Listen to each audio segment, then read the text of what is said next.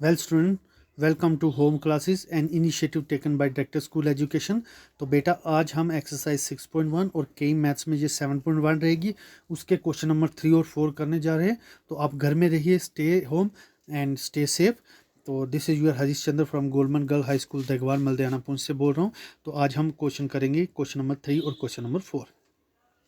तो पहले हम इन क्वेश्चंस पे नज़र लगा लेते हैं कि what actually this questions are.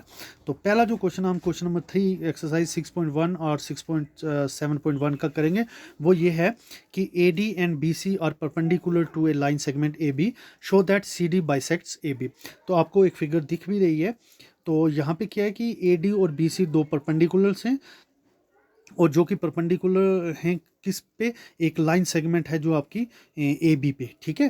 तो परपेंडिकुलर ए से जो है वो ए डी है और बी से जो है वो बी सी है। और moreover this perpendicular are equal because आप एक कट मार्क्स देख सकते हैं दोनों पे। तो ये दोनों परपेंडिकुलर इक्वल्स हैं।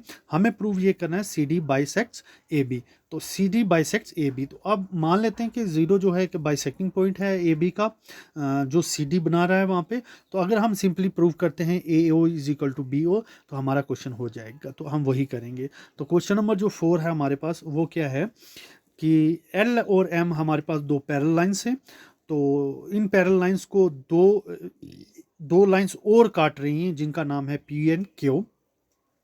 हमें प्रूव ये करना है कि ये जो ट्राइंगल्स बनेंगी, ए ट्राइंगल ए बी सी, वो कंग्रेंट होगी ट्राइंगल सी डी ए की। तो इन दोनों क्वेश्चंस को हम करते हैं। तो first let us move toward the question number first now. तो question is AD and BC are equal perpendicular to a line segment AB, show that CD bisects AB। तो इस क्वेश्चन को बेटा हम कैसे करेंगे। अब हमें पता है कि क्लियरली आप पिक्चर में देख सकते हैं कि the line segment A B and C D intersect at the point zero. Zero पर वो इंटरसेक्ट कर रही हैं। तो अब ये लाइंस कौन कौन सी, एक तो गिवन लाइन ए बी है और एक जो डायगोनल बनेगा सी से डी तक जिसकी वो बात कर रहा है, जो बाइसेक्ट करने की बात कर रहा है।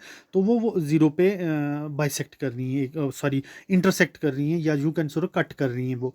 तो अब जैसे ही सी डी ने ए बी को वहाँ पे इंटरसेक्ट किया एट द पॉइंट जीरो, तो जब भी दो कोई लाइन सेगमेंट्स एक दूसरे को कट करती हैं तो हमेशा वहाँ पे क्या होता है बेटा, कुछ एंगल्स बनते हैं, ठीक है। और वो जो एंगल होंगे उनको हम कहेंगे वर्टिकली अपोजिट एंगल्स। और मोर एवर उनका एक फैक्ट रहता है कि vertically opposite angles are always equal, are always equal. तो यहाँ पे जो एंगल बन रहे हैं वो पिक्चर में भी दिख रहा है और मैंने लिखा भी है कि जो एंगल बन रहे हैं वो बन रहे हैं A O D and angle B O C बन रहे हैं। ये वर्टिकली अपोजिट एंगल्स हैं और क्योंकि वो इक्वल होते हैं तो therefore angle A O D is equal to angle B O C. No, अब जिन ट्राइंगल्स की शेड किया हुआ उनके बारे में थोड़ा सा देखते हैं हम। In triangle A O D जो है हमारे पास जो ट्राइंगल बन रही है ए ओ डी, और ट्राइंगल जो बन रही है बी ओ सी। तो इनमें जो हुआ हम जो ए ओ डी है इसमें एंगल निकालते हैं डी, और जो एंगल बी ओ सी जो ट्राइंगल है इसमें हम एंगल निकालेंगे एट द पॉइंट सी। अब क्या होते हैं वो एंगल, वो जो एंगल डी होगा that is equal to 180 degree minus sum of angles at the point A plus at the point ओ।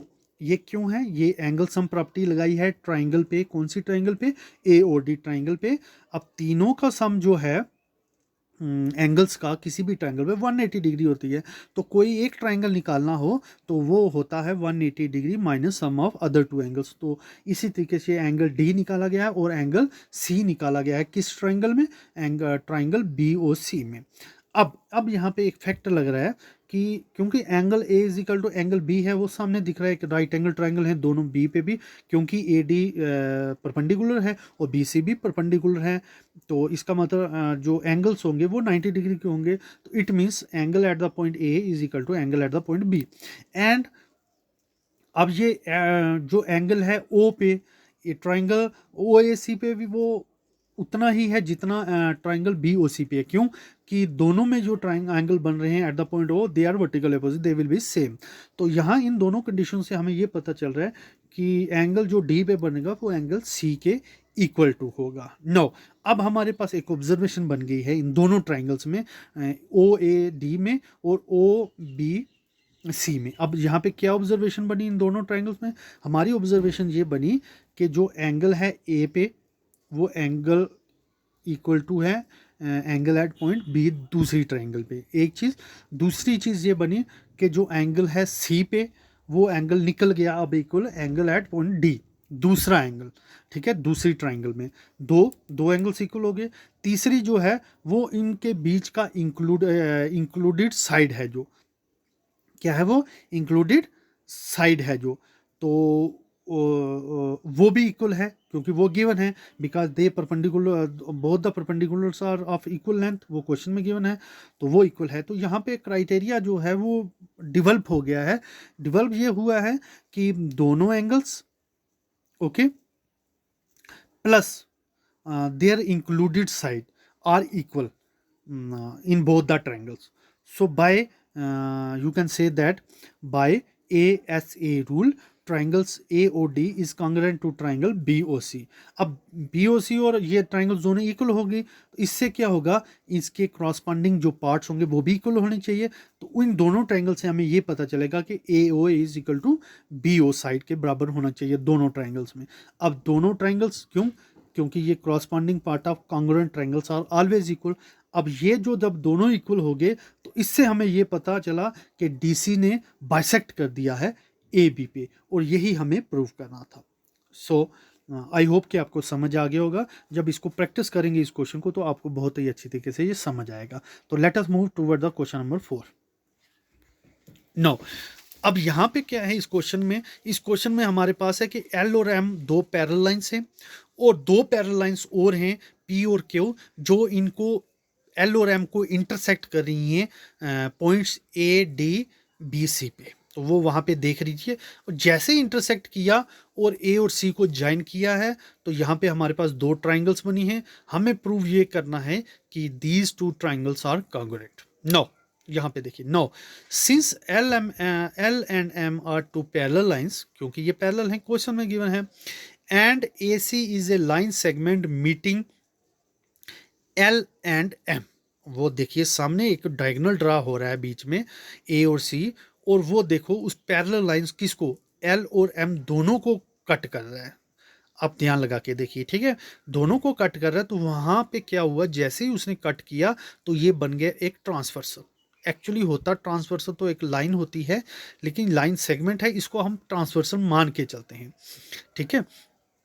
तो मान लेते हैं ये जैसे ही इसने उन दोनों को कट किया, तो अब यहाँ पे क्या हो गया बेटा, यहाँ पे क्या हो गया कि यहाँ पे जो एंगल सी ए बी बना, आप देख सकते हैं फिगर में भी, सी ए बी ट्राइंगल, हम बात कर लेते हैं ट्राइंगल ए बी सी की, इसमें जो एंगल बन रहा है एट द पॉइंट सी पे, ठीक है, एट द पॉइंट ए पे सी ए बी, वो बराबर होगा किसके, एंगल ए सी डी पे, एंगल ए सी डी पे। क्यों, क्योंकि देखिए आप जब ड्रा करेंगे दो पैरेलल लाइन और एक लाइन बीच में से उनको कट करेगी, तो ये जो दो एंगल्स बनते हैं इनको कहा जाता है अल्टरनेट इंटीरियर एंगल। और अल्टरनेट एंगल्स जो होते हैं ये हमेशा सेम होते हैं, जैसे पिछले क्वेश्चन में हमने किया वर्टिकल अपोजिट एंगल, तो ये दोनों एंगल इक्वल आएंगे। इन द सेम वे जो एंगल बन रहा है ए सी बी इसी ट्राइंगल में, तो वो बराबर होगा किसके, एंगल सी ए डी पे, सी ए डी पे, क्योंकि ये दोनों एंगल भी आपके पास क्या है, अल्टरनेट इंटीरियर एंगल हैं, ये भी दोनों सेम होंगे।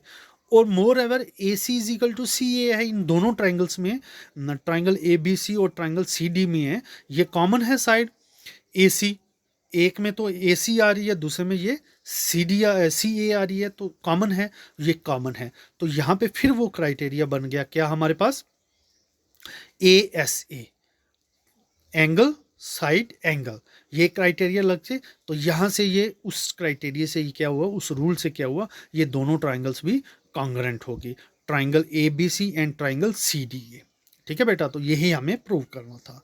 तो इस तरीके से ये आपके दो क्वेश्चंस हो गए हैं। मैं आपके लिए इसी तरीके से पूरी एक्सरसाइज ट्राइंगल्स को पूरा ख़त्म करेंगे। Thank you very much for watching me, thank you very much, stay at home and stay connected, thank you very much.